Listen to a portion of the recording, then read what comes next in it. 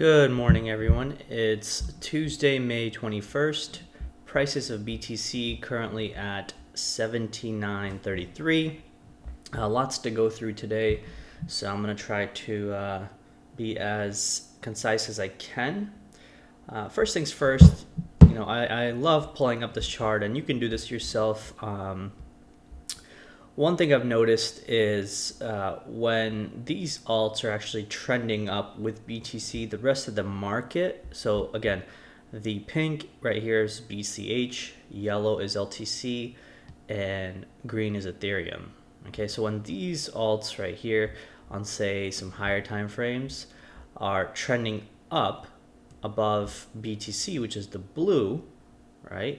The rest of the alt market is actually trending up as well and is moving fairly smoothly. Okay, so that's just something to keep in mind when you're looking at something like this. So what you do is you go here, open up a BTC chart, change it into a line chart, and then do a compare symbol of BCH USD. I mostly pick the Coinbase exchange because one, it's the most liquid exchange, and it has typically the largest volume, in my opinion. I know there was an article cited earlier on in February or March stating that a majority of exchanges have about 80 to 90% wash trading volume, and so I trust Coinbase far more because it's a US regulated exchange, and I don't think they would pull shady stuff like that. Okay. So with that being said, you can create this chart on your own. I typically like to buy into one of these three, or maybe even all three, when BTC is ticking up, because these three gain at a higher percent than Bitcoin. Okay, but I always have some in Bitcoin because when it does run, it runs sometimes much faster than these three, and then these three catch up. All right. Again, if you want to learn this kind of stuff, come join our Cryptosomniac community, guys. Cryptosomniac.com, hit products, and then you'll see Advantage right here. Okay? All right, so let's get back to the analysis. 79.28 currently, and after that big run up back towards 81.50 or so, I'm still sort of fairly positive that we could get back up to the $8,200-$8,300 area. Actually, I'm sorry. I think we had a run up. Let's see where we had a run up. Yeah, so we actually had a run up over here, almost to about 8,300. Okay, so pretty much almost the high of these right here that we had about 5-6 days ago. All right. It looks like we're still trending in this ascending channel. As you can see, we did have this falling wedge. We broke out of it, and then once you put on the Bollinger Bands on this thing, it's really trying to, as you can see on the 1 hour, it finally broke through the middle band right here and then got to the top trading range of the Bollinger Band. Okay, so very positive signs in my opinion. In our community, I had stated that I was going to enter some trades, one of which was Link right here. So I want to show you guys Link real quick. And as you can see, the buy zone that I stated for myself for Link was about 12.5 to 12.8K yesterday or 2 days ago or so. Actually, yesterday around 12:30 p.m. Okay, so let's take a look at that. And I want to show you guys how we're doing on that trade. So as you can see, we bought in somewhere in this region right here yesterday. And my target was about 14.9K. We just almost barely nicked it right here. As you can see, 14,800, about 100 Satoshis off. So 12, so say around like right here-ish we got in. So we're up about 10.5%. Okay. So again, guys, if you're thinking about getting into the Cryptosomniac community, you can see 10% gainers like this literally in less than a day. Okay. Again, none of this is investment advice. I just show you guys what I'm doing. I state my plan, my method of execution, where my targets are, where my stops are, and if you choose to follow, you choose to follow. Okay, I just provide you the information, and this way, we are both legally not culpable, or at least I'm not, right? So in this case, Link has worked out pretty well. A nice 10% gain in less than 24 hours. Very positive side. All right, so let's start going into the higher time frames on BTC. A few more things to look at. On the daily chart, again, we still have this, looming sort of ABC corrective wave. I'm fairly positive it's done, but if we start, sort of trickling down a little bit more, this might actually be the sign that we may be in that C corrective wave, as well as the wave 4 of the larger count right here. Okay, I'm pretty positive that we may be past it, but again, I play the charts as if I am wrong and I could be wrong. Okay, never play them as I'm 100% certain right. First of all, I don't think anyone does that, and if you do, I guess kudos to you, because I still haven't learned that after years of doing this.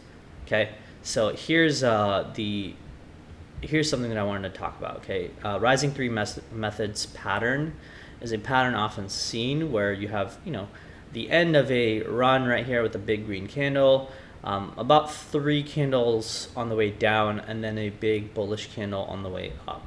Okay, there is a bit of a caveat to this one that we're seeing right now, but as you can see, we've had some rising candles on the way up, down candles right here, and then this is your big rising candle at the end.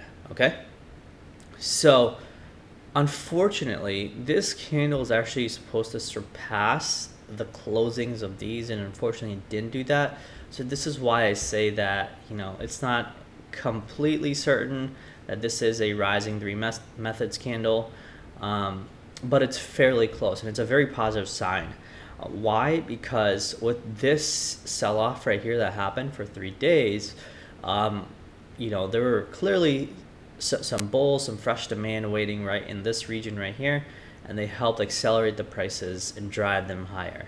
Okay, even though this looks a little bit double toppy, now what we need to see is sort of a higher low created in this region right here. So if we create a higher low in anywhere between 7,600 all the way to 7,900, and then we have another candle sort of push higher, we need to first break at the very least the closings of these candles, so about 8,250 to be safe, and close a daily above that. You want to close a daily above that, okay guys, not just a 1 hour candle. All right, and then the next level obviously is about 8,350 that you want to break, but 8,250 is probably going to be the more significant level. Okay, let's zoom out and let's see what's happening on the weekly chart. I wanted to map these zones out because I'm seeing on the weekly scale that a lot of people are getting a little bit fearful, and I wanted to sort of explain to you why I'm not fearful, at least not yet. I still see, a very strong, rising volume as well as strength on the weekly chart. I don't see any issues on the weekly because we're hitting this level right here, about 8,200, and we're about 3-4 days into this weekly candle, yet we haven't gotten completely rejected, right? So this kind of shows you that there's some still underlying strong bullish pressure that's sort of driving prices higher. Okay, and it hasn't quite ended just yet. Okay, if it did end, say, in this region, right, first thing you would see is somewhat of a sharp rejection of a candle like that, and you'd probably see some critical levels being hit down here, like say 7,100, 6,900, but it just hasn't happened. All we're really doing is just sort of a weekly candle so far, and potentially by the end of the week we could even push this higher, and my targets, as stated, become anywhere into that lower 10k range all the way to 11.5, 12k range. So to be safe, 9.5 to 12,000 is really my range that I'm looking for the final wave count, as you can see, of wave 5 right there. Okay, there's that wave 5 right there, and as you can see, I've mapped it in that general vicinity. Okay, I still do believe that we still have that wave 5 in us, so I'm sort of playing the charts with my current positions with this in mind. All right, so I hope that helps. Okay, but in my opinion, I think what is going to happen for the next couple of days, maybe even a week or so, is and again, this, as you can see, before I get to that, you could see that this is the size of this bull flag. Okay, bull flags are usually measured by the size of the pull. Okay, so this is the size of the pull, right, from this bottom right here all the way to the top right here. So that's about $3,000 move. So if we break out, say in the next couple of days, the breakout from this top right here of the flag of this bull pennant measures to about 11,000. Okay, so again, that still lies around our general vicinity of 10 to 12K that I just mentioned earlier, right? So that just goes to show that you now see, two different scenarios that map out to the same region, same resistance levels, and if we sort of map out the pivots, you'll be able to see that too. Okay. Here are the pivots. Let me turn this thing on. Where do the pivots go? That's weird. Oh, whoops. These are high and low pivots. Okay, so here's the daily chart right there on the with the pivots on, but here's the weekly right here with the pivots. Okay, so here we're trying to get past this 8,000 marker on the weekly pivot, and as you can see, we close the candle above that pivot on the weekly, and so this is why, again, this is a very positive sign to me. Okay, now the next R4 is clearly way up there, but let me turn on the R1s real quick. Okay, so again, as you can see, that R1 sort of maps around about 12.7 or 12.8, which is, I mean, clearly in terms of the weekly chart, that's very high. On the daily, where the R5 maps out to about 93.50 or so. So as you can see, many different ways in terms of pivots, in terms of bull flag targets, in terms of previous resistance levels, bring us to about that 10,000 to 12K target. So I'm still going to play the charts with that in mind. All right. Okay, I hope that helps. So what I was saying earlier is that now that we're in this bull flag right here, okay, if we're going to rip through, usually in bull flags, there's a bit of consolidation right here, okay? Obviously, previously when we've had these kinds of bull flags or pennants, we've spent, a good week or two in them, and I would say if we're creating something like this, a tightening action, we could potentially see maybe, another week spent in this region right here, and then sort of just rip on through. Okay, so just something to keep in mind, something to watch out for. Okay, awesome. I would probably say that's about all I have. Bat trade right here is not looking too healthy. Unfortunately, it's creating a head and shoulders pattern now. The break of the pattern could potentially take us down to about that 28 cents level right there. I'm still in my bat trade. Again, guys, I announce everything in here, okay? I want to let you guys know what I'm doing so I don't just leave you hanging in the dust. I always announce my losers. Never be afraid to talk about your losers. I'm clearly down on BAT, and I'm down on XRP just a little bit now. I'm up on LTC. I'm definitely up on Ethereum a little bit, and I'm definitely up on BTC. And I'm actually up on BCH, okay? So all three of these are gainers. My link is up actually, as I showed you guys earlier, up about 10.5%. That has 5% capital in it.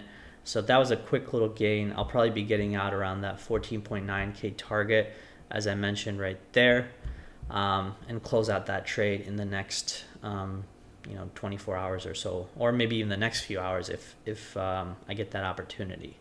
Okay. Let's take a look at a few things. Let's see how Ether is doing. That's the wrong chart. So with Ethereum at these current levels right here, I'm actually expecting a similar flag with Ether. The next big resistance level for Ether is anywhere between this 350 to 360 area. I'd stated that I'm moving Ethereum to the medium term because I'm fairly confident that Ether, if BTC breaks positively, it'll be hitting this 350 to 360 target. Okay, so I'm going to essentially hold on to my Ether trade for a little bit longer, if possible. Okay, and I do think Ether is going to consolidate in this area as well. Maybe take a little bit of a dip down here, maybe to 230s, just to get some shakeouts done, and then rip on through all the way to about 350 to 400. Okay, let's see how RVN is doing. Where's my other chart? Here's RVN. RVN has come pretty close to the bottom, tapped it, moved away, also created a higher low. So just to be safe, if you want to get into RVN, I'd probably wait outside of this descending trend line. But even with this low put in and this higher low, technically you could get in right now too, because prices could just keep on moving up. I would personally say that if you want to wait above the closing of these candles right here, so about 800 for a higher high and some higher lows. So remember guys, when you put in a higher high and then you put in a higher low, or I'm sorry, higher lows and then higher highs like this, this is really the sign of a trend shifting.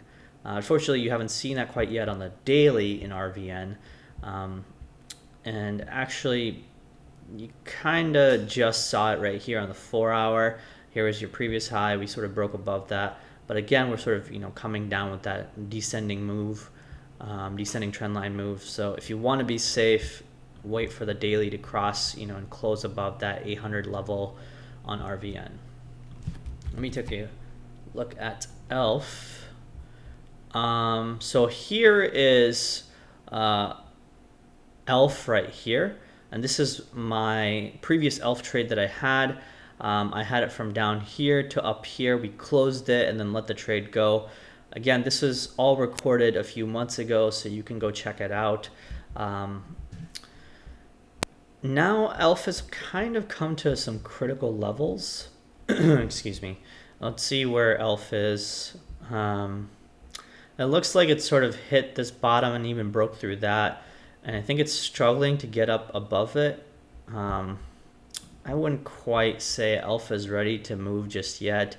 This does look like a bull flag right here, but I'm not quite comfortable buying ELF in this region right here. If I were to do so, I'd probably be buying here and selling somewhere close to this area right here. Okay, this is going to be a lot of resistance. So anywhere between 3,300 and 3,500, that would be my target if I was to get into ELF. It is, pulling up on the RSI a little bit, so it did bounce from the oversold levels right down here. So very positive sign. But yeah, this would be really, my move for ELF from this region to this sell box right here, 33 to 3,500. Okay, beyond that, I probably wouldn't, have much hopes for it higher. All right, I think that about does it, folks. I'm gonna wrap this analysis up with, let's see, I don't think I need to talk about anything else. 5-wave count still alive. Come join our Cryptosomniac community. As you can see, guys, I provide tons of analysis. The video that you're watching this morning is really just one small piece. I provide this analysis that you've seen, to my community, and I did it already yesterday. So you're kind of, 12 to 18 hours late. So if you want this information, in real time, and you want communication channels open with a very active community, kind of like this right here, do come join cryptosomniac.com. Tons of information, tons of analysis, and tons of information I provide in terms of trades, okay, and trade setups. It's not investment advice, but the best I can do is show you what I'm doing. And if my trades go well, I win and you win too, right? So that's pretty much it, folks. It's time for me to head out. I hope you guys had a wonderful time watching this. Please give me a thumbs up, give me a comment, and come join the Cryptosomniac community. All right, take care and have a wonderful day.